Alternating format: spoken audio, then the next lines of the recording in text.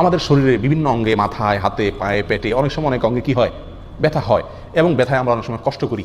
এই ব্যথা যখন হবে তখন আপনি এই আমলটি করবেন। ওসমান ইবনে আবিল আস রাদিয়াল্লাহু তাআলা আনহু নবী সাল্লাল্লাহু আলাইহি ওয়াসাল্লামের কাছে এসে একবার অভিযোগ করলেন, ইয়া রাসূলুল্লাহ, আমার শরীরে ব্যথা, কোন এক অঙ্গে, হাতে টাতে কোথাও ব্যথা ছিল। তো তিনি বলছেন, ইয়া রাসূলুল্লাহ, অনেক ব্যথা করতেছে আমার।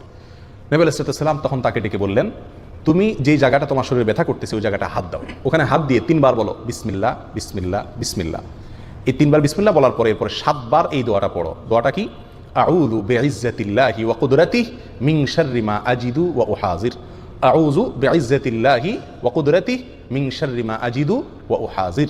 এই দোয়াটা 7 বার পড়ো, ইনশাআল্লাহ তোমার ব্যথা দূর হয়ে যাবে।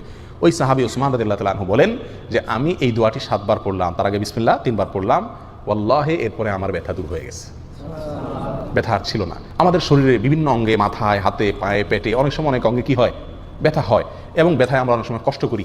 এই ব্যথা যখন হবে তখন আপনি এই আমলটি করবেন।